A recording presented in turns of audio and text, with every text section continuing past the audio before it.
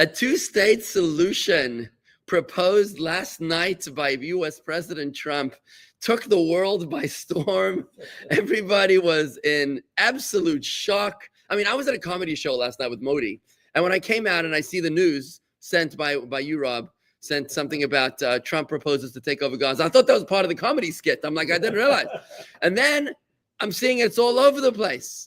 President Trump wants to actually take over Gaza, and he says he wants to buy it. Buy it and own it. He wants to buy it and own it. This is not a temporary thing. And then renovate. So it's a permanent acquisition. Does this mean that Gaza becomes the 51st state, or is it a territory like Guam?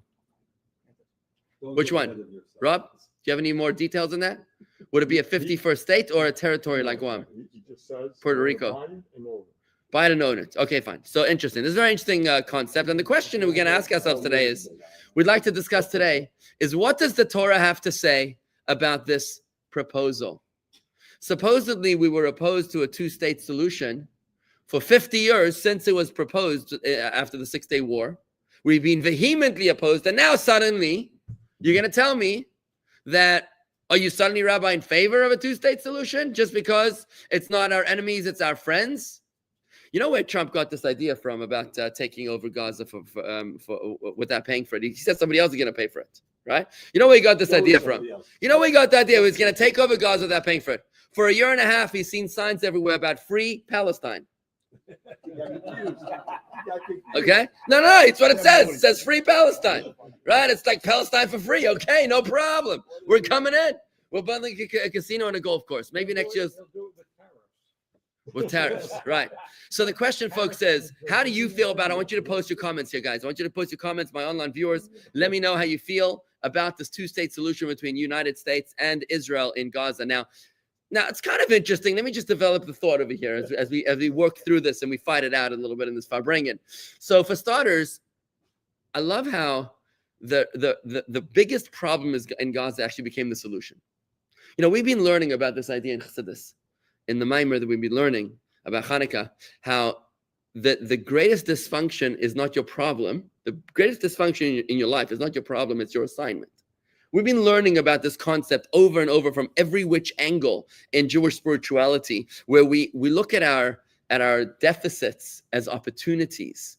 Instead of focusing, for example, remember the wounded IDF soldiers, the Rebbe refused to call them the handicapped soldiers, as they were called at that time in Israel. He insisted on calling them the excellent, exceptional soldiers. And the Rebbe said, there's a fairness doctrine at play here. That God is always fair with his creations. And if he's going to deficit one of your talents, it means that he's going to give you a surplus elsewhere. So if he takes away a leg or an eye, it means that he's giving you an extra talent of empathy, of sympathy, of oratory, of sewing, of cooking, of playing the piano. Why should I focus on your deficit, calling you handicapped, if I can, for the same price, focus on your surplus, which is given to you because of the surplus, because of the deficit, right? So your problem is actually your solution. I love the fact how within this proposal that I'm just getting to become a little bit familiar with, the fact that Gaza is riddled with explosives is the reason why he's going to do this. This is my understanding, that because it's so full of explosives in every bedroom and under every kitchen table, there's either a tunnel or a rocket or an RPG or a tank or something else, right? Therefore, the place is uninhabitable. And we're going to use that problem as a solution. We're going to have to clear out all the residents, tear down all the buildings, rebuild all over again. I think that's a very interesting approach of looking at life from that perspective. But the question really is, what does the Torah have to say about this proposal? That's what I want to go to today, right? I think that essentially there's two questions at play. There's two questions at play. The first question is the two-state solution. The two-state solution, the new two-state solution, which is the U.S.-Israel two-state solution. Is that a problem? Are we opposed to having a two-state solution ever, in every case? Or is it specific to the Palestinians? I don't want to use that word Palestinians. Are these people really Palestinians? No. It's a made-up term. What are they?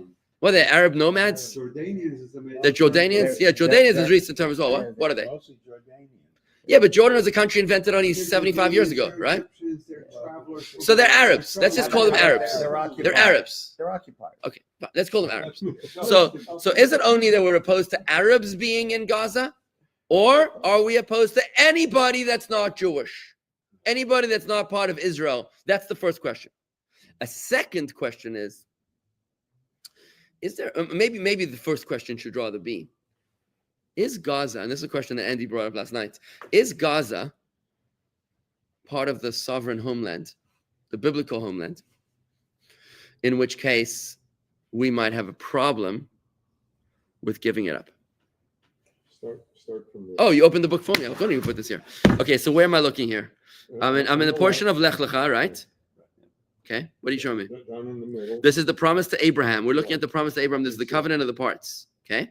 And then the description. Oh, there's the borders of the land here. Okay, let's see. Oh, here it is. On that day, after making we're in the portion of Lech Lecha, the third portion of the Torah. God is making a deal with Abraham. It's very interesting. One of the first things God tells Abraham is the borders of the future land. Isn't that interesting? Because he figured that in 2025 it would become an issue.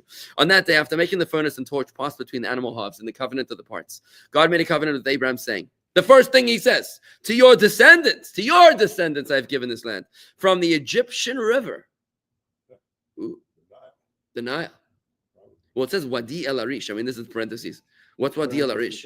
Is that the Egyptian name for Nile? I don't know. Anyways, to the Euphrates, folks. You don't have, you got to tell this to the United Nations.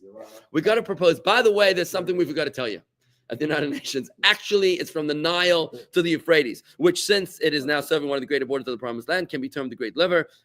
The Promised Land comprises the territories of the Canaanites, the Kenizzites, and the Cadmonites, which I understand to be Syria, Lebanon, and Jordan, which will be in the future occupied by the Ammonites, Moabites, and Edomites. The Hittites, the Perizzites, the Rephaim. Okay, fine. And then there's the map showing where those. Okay, the map, is a recent invention here, but it the shows map where would, they are. yeah, it would go all the way from the Nile to the Euphrates. I mean, it's from Egypt to Iraq. Okay, so now that's the biblical command. Bear in mind, that is, when it says Keni, Knizi, and Kadmoni, there are 7.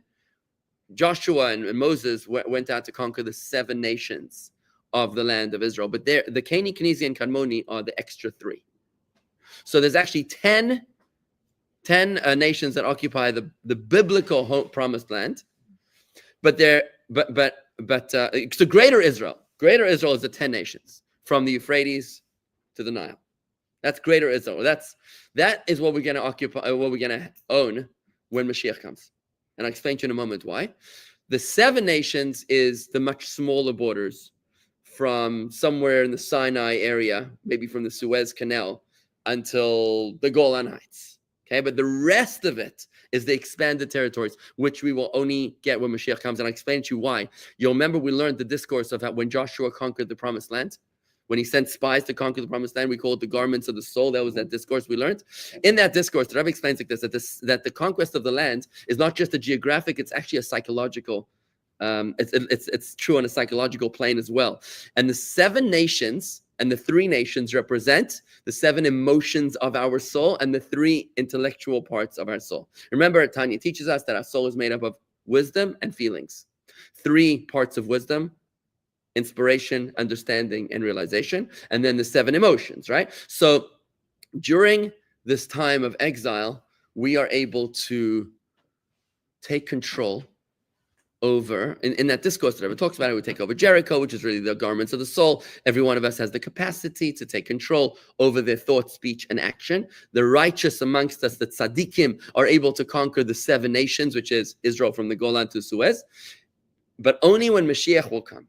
In Tanya, there's 3 kinds of Jews: the tzaddik, the Rosh, and the Beinoni. The successful Jew, the struggling Jew, and the failing Jew, right? Those 3, their greatest aspiration is to be able to conquer their 7 emotions. But none of them are able to conquer their 3 intellectual capacities. Whatever that means, we don't even know what that means because Tanya doesn't even go into it. That will happen only when Mashiach comes. How about Reuven half of Oh, so that's an interesting point, is that Reuven, Gad, and half the tribe of Manasseh, in the biblical narrative, actually requested that their land be on the other side of the Jordan River, which would be in these lands. That's an interesting question. I'm not sure if I know the answer to that, what that would represent on a psychological plane. I don't know. Anyways, I just want to get into some clarification here.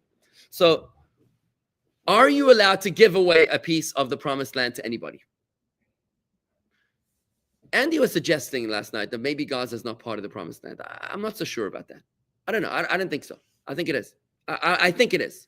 Now, remember, this is very early thoughts over here because these details are just emerging, and nobody really knows what Trump even means. Who actually is going to pay for the construction of Gaza, by the way? Is it going to be Saudi Arabia? Is it going to be Qatar? If Qatar is going to be paying for the construction of Gaza, it might not be so cool, right? That might be a problem. If the new Syria is paying for it, or if, Turkey, that could be a major problem. So we don't really know. But let's come with some assumptions. Let's assume that America is taking over Gaza. Let's talk about America. Are we allowed to give away Gaza to America? There is a prohibition in the Torah to sell real estate to non-Jews. What about leasing? But isn't there also? Is this a lease or is it a sale? Well, Well, no. doesn't Let's assume it's a sale because I believe he said the word permanent. Can we? Doesn't the Torah say that once you've conquered land, you never cede it back? If you own a house in Israel, you're not allowed to sell it to a non-Jew. Do you know that? Let me explain to you how this works. There's a law in Israel, in a biblical law called the law of the sabbatical. The sabbatical year, the law of the Shemitah. Okay? Shemitah means that every 7th year, you have to stop working the land. You're not allowed to work the land. So if you're a farmer, can you imagine the degree of faith and trust, bitachon, emunah and bitachon, trust, that's going to take for you to shut down your business, like just leave your field open so anybody can go into it. In the 7th year, you go study Torah a whole year, right? And you trust in God that God will provide your needs. Right? So a lot of people are afraid of doing that. This is really a test of faith that God says, Right. I'm testing your mettle if you're worthy of the land. Whenever the Jewish people abandoned this law and disregarded it, we lost the land. The land vomited us out, quote unquote, from the Bible. Okay? The land vomited us out because we don't deserve the promised land if we don't know how to treat the promised land, right? When we did observe the sabbatical law, that's when we were able to live in the land. It's a promise in the Torah. But so today there are big signs in Israel. It says this farmer observes the sabbatical law, and then there are farms that don't. This is when we Jews, observant Jews, do reverse. We do the BDS movement in Israel, the boycott, divest, and sanction movement. We don't buy produce from Jewish farmers that were farmed during the sabbatical year in violation of the Torah. We will only buy it from Arab farmers. Why? Because you're not allowed to eat the fruit. It's treif. It's worse than pig when you eat the fruit that was farmed by a Jew in violation of the sabbatical year. Now, how do you get around it? There is an interesting loophole that someone came up with. The loophole was to sell. It's called a heter mechira. A heter mechira, which means a permission to sell. It's like a heter iska, exactly right. It's exactly like the heter iska, which was, you're not allowed to lend a Jew money on interest. So they made a deal that's like an interesting, you walk into a bank in Israel and there's a certificate in the wall that says we don't lend money to anybody. We only do shared profit agreements. So it's like a little bit of a loophole that says, because they realized that nobody was lending money. This is in the days of Hillel. They came up with this heter iska. So It's partnership. it's similar to selling chametz. Thank you, Rabbi Lubin. It's like selling chametz. Exactly right. So what are you supposed to do on Pesach? You got to burn down your factory, your vodka factory, because you're not allowed to own it.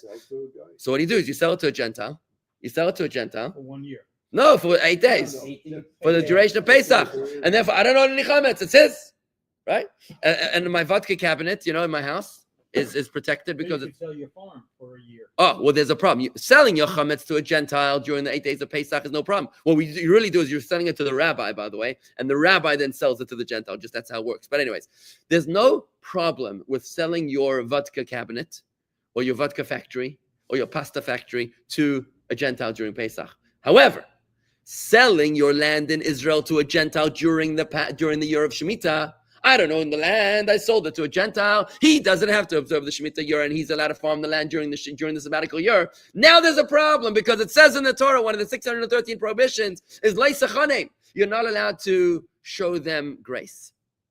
You're not allowed to give real estate to a non-Jew in Israel. You're not allowed to sell a real estate to a non-Jew in Israel. There's different interpretations of how to interpret this law. It's not so simple at how to interpret what leisachanim actually means. One of the interpretations is that you're not allowed to sell land. Now, this is not a racist thing. It's the same way that in America, you can't be president if you weren't born here.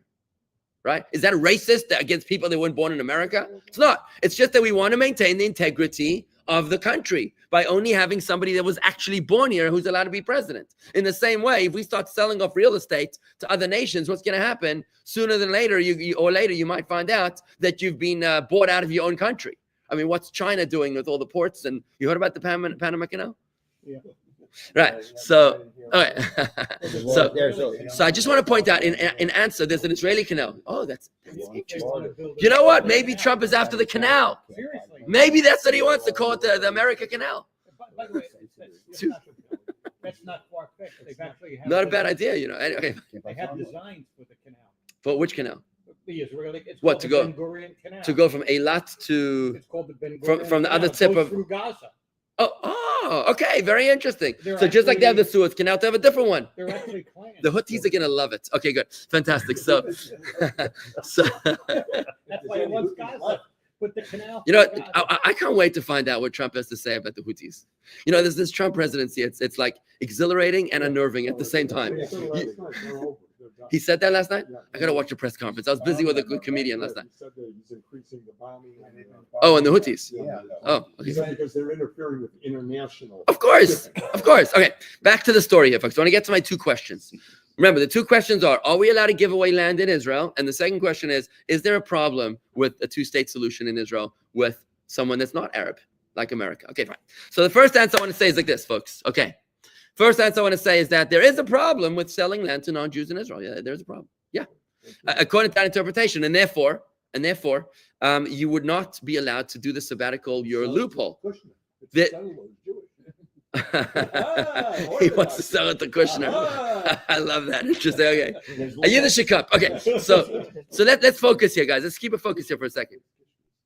Let's focus here in a second. So according to this interpretation, you would not allow to be doing the sabbatical year loophole, which means when you are in Israel and during the sabbatical year or after it, you got to look at the kosher certification of the product and say, it's got to say kosher. This product was not farmed during the sabbatical year. Some of them will say this is kosher through a heter mechira, through a sale, a purchase agreement to a non-Jew. Now, I personally don't eat such foods in Israel that was sold through a sabbatical agreement for this exact reason, because you're not allowed to sell land to non-Jews in Israel. We were there in the sabbatical. That's right. It was very hard finding a They were falafel. So hungry. It was very hard finding a falafel because if you stand at a regular stand, you know, normally tomatoes and cucumbers are kosher. But in Israel, during the sabbatical year, they're the most treif thing if they were farmed by a Jew. Okay, now back to business. Okay. So in other words, this would technically be a problem. However, the problem is Israel selling Gaza to someone? Israel already gave Gaza 18 years ago, turning it into the hellhole that it became when they unilaterally disengaged with the most insane violation of Torah in 2005, when Ariel Sharon was going to show the world how amazing we are and how committed we are to a two-state solution. That went over well. Won us a lot of friends, right? Free Palestine, they still say, right? We gave you a two-state solution. Gaza today is owned by the Arabs. Gaza is owned by Hamas today. Oh, you don't think so? You can't. You can't. You're saying it's no such thing. Basic rule of real estate law is you cannot give something that you don't own. They couldn't give it away. Oh, so you're saying the Jews never owned it in the first place? It belongs to God. No, they have no. That's right. No, it's not that it belongs to God. It belongs to the collective of the Jewish people. Right. It wasn't, And therefore, who are you to give it away? It wasn't for Sharon of the Israeli Okay, government look, to give it away. but Rob, I just want to say on a practical level, I don't think there's any conversation whatsoever. I wish there was. Look, I think that the one thing that the Arabs are afraid of, the one thing that Hamas is afraid of is losing land. That's it. They're not afraid of dying, but they're afraid of losing land. That's my interpretation. And if Israel was to say to them, first of all, we're going to kill all the prisoners. We're not keeping any prisoners so that they don't have any bargaining chips. If Israel had a policy, we execute execute prisoners, we don't let them live, then there would be no incentive for hostage capturing hostages. But also, if Israel would say, we're moving into Gaza, I think that would be the best solution. I agree. However, since that's not happening, you've not heard that conversation ever about Israel taking back Gaza. So right now, what's the status quo? It's a hellhole. It is it's a viper's nest right now. So is it a better solution? Is Israel really giving it away? I don't think so. I don't think Israel's giving it away. I think that Israel doesn't have the right to give away Gaza right now because the whole world is going to scream and cry. It's going to be interesting to see how the world reacts to Trump's proposal. I mean, why suddenly if Trump wants to take it over, is that going to work? Unless they say it's not safe. You can't live there. It's full of explosives. Everybody's going to be blowing up on every street corner. And therefore you created your own grave and now you got to get out of here. Everywhere. Exactly. From Israel. Absolutely. The question is, once it says it's going to take 10 to 15 years to clean it out. And they'll never want to come back then. No. But then the question is, who goes there? Right. Okay, that's an interesting question. I don't know the answer to this, but I want to say this.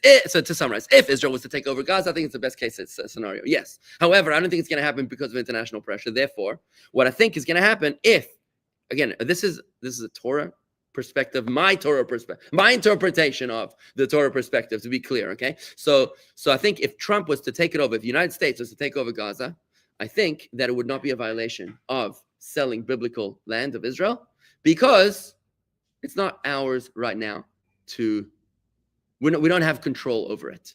That's what I think right now. I might be wrong. I'm telling you what I think. We don't have the deed to sell it to America. We don't even have, exactly, it belongs to the Palestinians, to the Arabs right now, exactly. No. Not. You're still combining So who Torah- owns Gaza right now, you're according to you, still Andy? Combining Torah law with international law. From an international law point of view, I'm speaking Egypt- practically, yeah? Egypt attacked. Okay. Egypt lost, and Egypt didn't want Gaza back. Therefore, Egypt has it by international law. Pay attention to Dr. Gautier. Yeah. He explained it very well. Good, go ahead. And for the same reason, they have the so-called West Bank, Samaria and Judea, because they were attacked by. And what are you saying? Who owns Gaza? Who owns Gaza, according to you? Israel. Because they Israel owns Gaza right they now. Owned it fair and square. So you're saying right now Israel owns Gaza? Is that what you're saying? And the West Bank. Look, And the West Bank. by the way, did you see that Hamas was not happy? Did you see this? This is like comedy now. Hamas comes out last night with the declaration. They say they're opposed to Trump's proposal because it's a violation of international law. Suddenly they discovered international law. Now their lawyers, the Hamas legal team, Hamas has discovered that there's such a thing called international law. This is like oh right, international law. We forgot about that one, right? Okay. Look, I want to move on because I don't want to get stuck in this. I'm suggesting right now, okay, that Gaza is right now a loose cannonball, and therefore it's not in the hands of Israel. You could argue with me on that. Fine, I'm okay with you arguing with me on that. But my interpretation is I don't think it is, and therefore for America to take it over, it's not Israel giving it away. Number one. But I want to go to the main issue over here. The main issue, which is the two-state solution. Are you allowed to? Are we ideologically opposed to having a two-state solution, or only having Arabs on our border? I want to make it clear that the former position to say that we're opposed to a two-state solution ever is not based on promised land considerations. It's based on security considerations. The opposition to a two-state solution is not because of the holiness of the land of Israel. It is a practical law in the code of Jewish law. I'm going to share with you right now. It's a practical law in the code, which is explicit, and the Rebbe would quote this endless times, which has everything to do with safety and security. That's it. I'm going to quote to you now from the Code of Jewish Law. It's Simon Shin Chav Tes. It's section 329. Section 329 of the Code of Jewish Law, paragraph 6. If non-Jews besiege Jewish cities, if their goal is monetary, we do not desecrate the Shabbat to protect ourselves. Shabbat is one of the highest ideals, right? Only human life is above Shabbos, right? So if they besiege us for monetary ideals, we're not allowed to break Shabbos. But if they come to kill, or with no presented reason, we fear the worst. We go out with weapons and we desecrate the Shabbos and we battle them. And we proactively violate the Shabbos. We don't wait for them to attack first to fire the first bullet. In a city near the border, however, this is the but. If it's a city near the border, even if they just come to plunder straw or hay, not just economical interests, they want to just take our straw or hay, we initiate a military offensive, even if this entails desecrating the Shabbos. Which means like this law has got nothing to do with the land of Israel. It would apply if we were living in Madagascar, if we were living in Greenland, or if we were living in Palm Beach Gardens, where enemies wanted to move next door to us. Enemies wanted to move next door to us to besiege us. And these enemies were besieging us, and they came to plunder straw or hay, right? Again, it's a siege. It's not any neighbors. It's not saying, ha, you think you're going to move next door to me? Oh no, we're coming out with the military. We're not opposed to neighbors. We don't have a problem with having neighbors. That's not the problem. The problem is having hostile neighbors whose intention is to hurt us. When that happens, again, not only in the land of Israel, but anywhere in the world, then the Code of Jewish Law in 329, paragraph 6 states that we have to violate the Shabbos proactively in order to do everything we can in order to protect ourselves. Therefore, applying it to the current reality, when Israel's neighbors, Gaza is certainly a border city, right? When Israel's neighbors are in their charter declaring to wipe out not just every Jew in Israel, but every Jew in the world, right? God forbid, right? When they have stated that intention and they continue to publicly state it and they're not embarrassed to admit it all the time, right? Then we have to do everything we can to disarm them, to uproot them, and to get them out of there. Now, what happens when our friends in America say, we want to turn this into the Dubai of the middle of Israel? We want to turn this into the Singapore that it was supposed to be in 2005.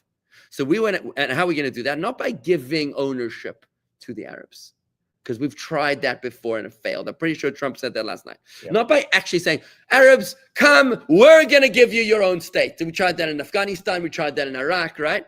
No. This is going to be a U.S. territory. And this, again, is my assumption of what Trump meant. I think he meant it's going to be a U.S.-owned territory. Whether they have voting rights or not, I'm sure they probably won't have voting rights, but it's going to be like Puerto Rico, where it's governed by the United States. It's our country.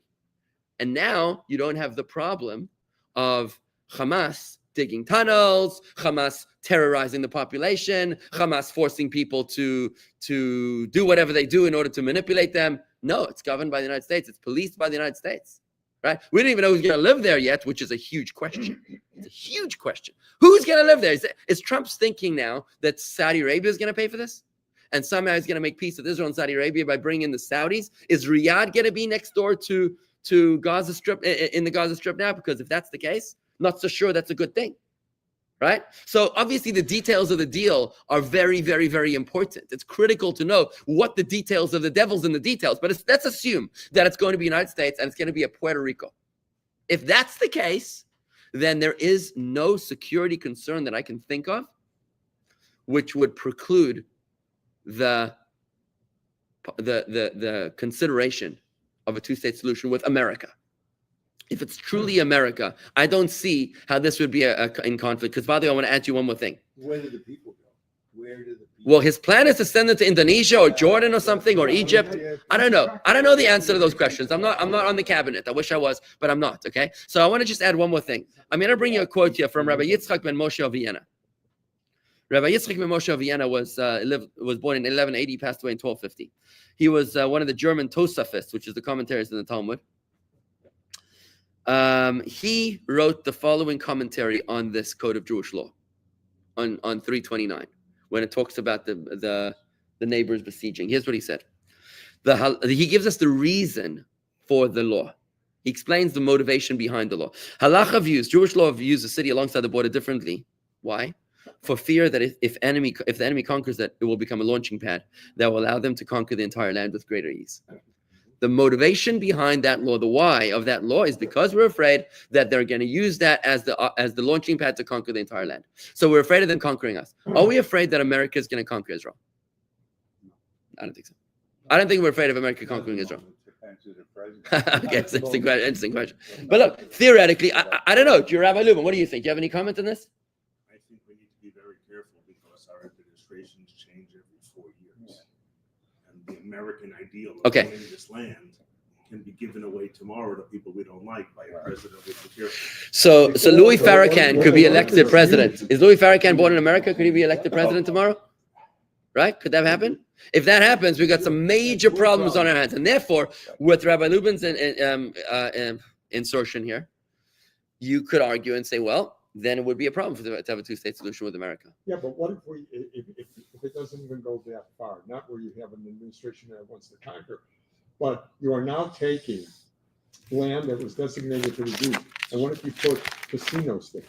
If you put whorehouses there? If you put other things that are, don't align with Jewish values. They're not an enemy, but you have these terrible things that are on. Okay, so you're asking now from a spiritual perspective. I don't think that Trump's casino in Gaza is going to be worse than what's going on in Gaza right now. Because right now it's a death cult murder factory, But it's right? It's not a relative analysis. I think the relative analysis is to the status quo. I think it is a relative analysis to the status quo. Because right now, if there is a ceasefire deal, if this hostage deal becomes a ceasefire deal, which I'm praying that it isn't, right? Because the Torah tells us, by the way, that you're never allowed to agree to a ceasefire. And I want to just share that with you as well. I want to give you a proof of that. It says in Deuteronomy, it says, when you besiege a city for many days to wage war against it, to capture it, besiege the city that makes war with you until its submission. Right. You're not allowed, according to the Torah, you're not allowed to make a deal with the enemy. You have to vanquish them until full surrender. I got to obliterate them. Because if you don't do that, then they're going to rearm. And we've seen that all the time. And they admit it. But that's what Trump's doing. This is all Trump throwing something out. What I personally think he's trying to do here, he's saying, we're going to take this over, these people got to go, which is when the ceasefire ends, I think they've made a deal where Israel can go in and just finish the job off. But in order to You think that when the ceasefire deal ends, what does that mean? When is the ceasefire deal? You mean the hostage deal? the deal, whatever this deal is. Then Israel can finish, get as many hostages as we can, and then finish them off. That's what I think he's doing by throwing this out. Look, there and saying, I want to address the elephant in the room. Really, I want to just address the elephant in the room because there's a lot of considerations here and a lot of moving parts. I don't think any one of us is able to say yes, this is a good deal, or no, it's a bad deal. We don't know enough about it. But I think that the one thing I want to mention over here is certainly Trump is an interesting character, and you got to give him credit. You got to give him credit for thinking out of the box. You know, you got to give him credit for thinking out of the box and saying that the definition of insanity is trying the same thing over and expecting different results. We've tried this two-state solution idiocy for 50 years now, and it's only resulted in increased terror and emboldening terrorist organizations. Now, I think that the elephant in the room here is Trump as the savior, because I think that there are people that think that Trump is God's gift to the world or mankind or America. And therefore, if this is his idea, we trust him, it's going to be amazing. And as Jews, we never do that. The mistake of the Jewish people during the Purim story. In the Purim story, Rabbi Shimon Bar Yochai asked the question. He was either asked or was asked the question in the Talmud. Why were the Jewish people worthy of annihilation or the threat of annihilation in the Purim story? Why would God have allowed the Jewish people to be subject to come so close to the precipice of genocide in the Purim story? And the answer that either he gave or received was that the reason is because they enjoyed the feast of Achashverosh. They enjoyed the feast of Achashverosh. Now, the Rebbe asked the question, well, what's wrong with enjoying the feast of Achashverosh? It's not like the food wasn't even kosher. I mean, even if the food was not kosher, that's not justification for genocide. They were getting seduced. Right? The food actually happened to be kosher. So what was the problem? The problem is, like Harvey says, the problem was that they were seduced by the allure of power. They went to this feast of Achashverosh, which celebrated the death of Judaism, the death of the Jewish God, really. It was, remember, Achashverosh at that feast was bringing out the holy items from the Holy Temple, and he was celebrating the non-fulfillment, according to his erroneous calculation, of the 70-year prophecy of rebuilding of Jerusalem by Jeremiah. He was celebrating the end of the 70-year period when Jeremiah had prophesied that Jerusalem would be rebuilt. According to his erroneous calculations, that time had passed, and now Judaism was never going to rise up again, and this is the death of the Jewish people. So why did the Jewish people attend such a feast? Because they said, what's the big deal if we don't have Jerusalem, if we don't have our temple? We've got friends in the White House. We've got friends in the superpower of the world. We have friends in President and King Ahasuerus. We have friends in President Trump. That approach is idolatrous. That approach is saying we're not afraid of losing our national identity because we trust in the leader of the world. That is the definition of idolatry, of bowing down to a mortal flesh and blood, to physical being. And because we turned our backs on God, the Rebbe explains, that's the reason why they were worthy of genocide. You turn your back on God, then God turns his back on you. And what happens if God turns his back on you? Then you're left with two wolves and a sheep trying to figure out what to have for dinner by majority vote, right? That's what's going to happen, right? So that's why they ended up with a proposed genocide. We need to learn the lessons of our history. In those days and in these days, the miracles happen, just like God made miracles for us back then in the Purim story. When we learned at the 11th hour our mistake, and we realized through Esther's leadership that instead of putting our trust in Achashverosh, we needed to put our trust in Hashem. When they did the teshuvah, when they fasted for 3 days, it was then that they turned their hearts back to God, and God was then able to save them. Same thing over here today. Let us not make the mistake and say, we just discovered the Messiah. President Trump is the be-all and end-all. He's going to solve all of our problems. He's going to bring peace to the Middle East. We trust him. He knows what he's doing. That is idolatry, folks. We trust only in God Almighty. We trust in God Almighty, and we hope that God will make the President of the United States his agent, because it becomes very uncomfortable when the President of the United States is hostile to the Jewish people. But we hope that he's going to be the appropriate agent to manifest the will of God, to bring peace not only to the Jewish people, but peace to the Arabs. We need to free Palestine from Hamas. We need to free the Arabs from these murdering terrorists, from these highwaymen that are ruining their lives and forcing them into submission. Do you think all the Arabs want to be hosting rockets under their children's baby cribs? I'm going to assume that they don't necessarily want to. But if they speak out, they'll be executed. They'll be shot in public, as you see all these videos that are coming out. This is what they thrive on. We need to free the Arabs from their own tyrannical leadership. And we hope and pray that Hashem will bring shalom to the entire world. That's the prayer for peace. That's the prayer for Mashiach. That not only Jews, but Gentiles also will be able to live side by side in peace and brotherhood, without having any tyrannical highwaymen running the show anywhere, and by uprooting the Hamas leadership, by uprooting the Hezbollah leadership, by showing terrorist organizations, you give us October 7th, you will be obliterated into Pearl Harbor. No, you gave us Pearl Harbor. You're going to get some form of your organization will dissipate, will be disbanded. If that's what's going to happen, then we put our trust in God. We don't put our trust in mortals. We're friendly with the president and we do everything we can to support the president, but don't trust in a mortal human being. That is idolatry. And I think the president of the United States also is a religious man, from what I understand. He's a religious man. Well, he sells Bibles. He sells Bibles. No, and you know what? He went to pray at the Rebbe's Ohel. He went to the Rebbe's Ohel. And then he wanted to sign. I love it. He wanted to sign. I wish I was there. And he offered me to sign the prayer book that he prayed from. Let me tell you, that would have been an awesome fundraiser for any Chabad that would have had the signature of the president with a photo of the president there at the Rebbe's Ohel. So he's a religious man, and I believe that the president of the United States also doesn't believe in worshiping idols, and he believes in God, and he wants us also to believe in God, because remember this, the world has no respect for Jews who don't respect themselves. The world has every respect for Jews who do respect themselves. The world wants to see us believing in God.